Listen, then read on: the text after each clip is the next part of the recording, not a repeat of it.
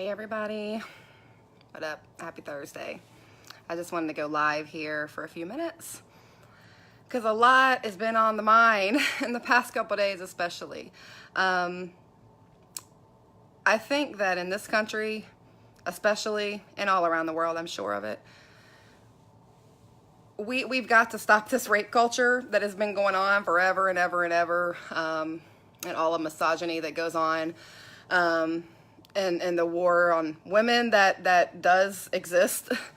So all of the stuff with the Supreme Court nomination that's going on, and the accuser of the guy that's coming forward, I think for most of us it is just bringing up a lot of memories and a lot of thoughts that we have that most of us have never addressed, most of us have never talked about because of the rape culture that exists in this country. First and foremost, we know that people don't believe women in most cases. We know that it's always to blame the victim, and I think that with the Me Too movement, with what is going on now, clearly seeing that people do not care about women and them being sexually assaulted and harassed and raped. It just doesn't seem to be a big thing. It's usually blamed on the woman. So I just posted the thing that Franklin Graham, apparently, Brett Kavanaugh's all good because he didn't finish and actually raping her, so she should actually respect that. And I couldn't wrap my head around the just audacity of somebody to say that, and especially a religious leader to say that. So that's why I posted that. Anybody that is religious should be publicly calling these faith leaders out that clearly have no idea what they're talking about. And they're just perpetuating the rape culture that continues to exist. I do think it's good because I know that a lot of women feel a little bit more empowered these days, and that's good. But we have a really long way to go because I know myself, I have many of stories.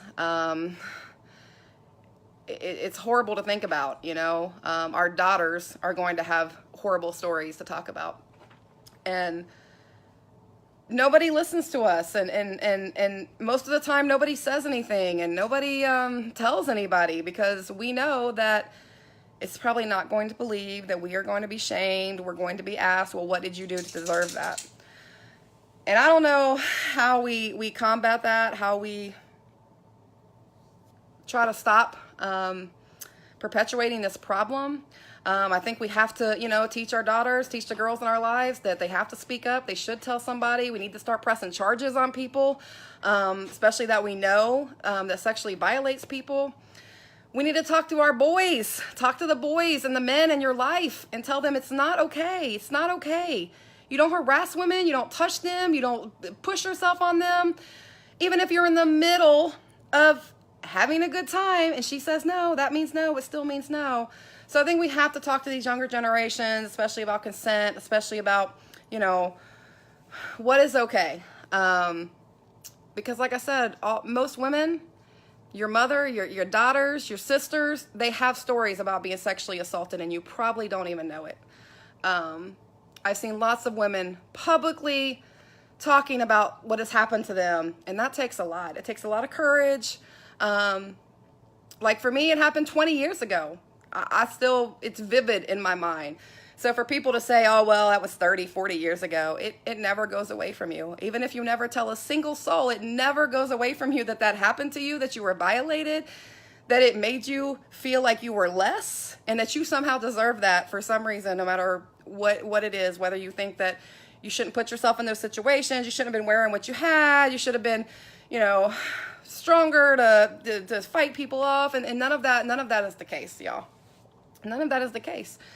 No guy ever has the right to violate a woman in any way or make her feel uncomfortable, like the whole catcalling, and that's disrespectful and horrible. Like, don't do it. Don't do it. And like I said, talk to the boys and the men in your life and tell them that it's not okay. It's one of the reasons why I'm glad I don't drink and I'm not out in the club and the bar scene anymore, because I was starting to get very hostile toward men that did not seem to think that it was a problem to grab a woman or to rub up against her. We see it all the time. It's so wrong and it's so horrible. And like everything else, it is going to be up to the people to call this stuff out, especially men calling other men out. Number one, that would help the most.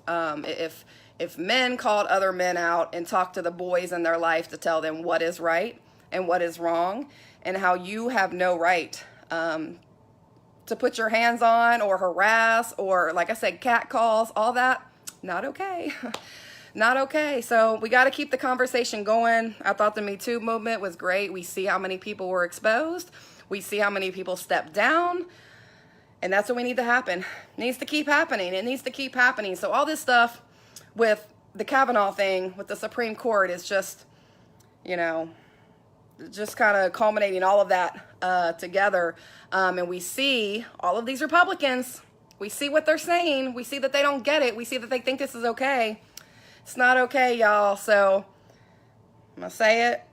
Vote these people out. Vote them out. That's one reason we need to stress the importance of that, because these are the people that are trying to take away women's rights and trying to take away our access to health care and birth control and pretty much everything else. It's a huge thing that we have to keep fighting against with everything else, I swear. I'm going to watch to see what happens. If they make this woman come and testify without investigating anything, which they will, because they don't believe her and they think that he's so respected. The man that called birth control abortion-inducing drugs.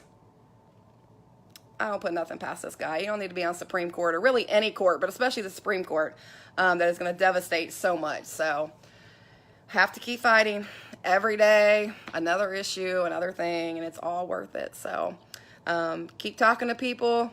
My mother says she wasn't going to vote. I said she don't have the privilege to not vote. Just because she don't want to deal with politics, this is important. So nobody has the privilege not to vote, especially if you care anything about the younger generations and what's going to happen in their lifetimes. Even more important. So have to keep doing it, have to keep fighting like we've been doing. It's just going to become more and more dire as we go on. So power to the women, as always. See y'all.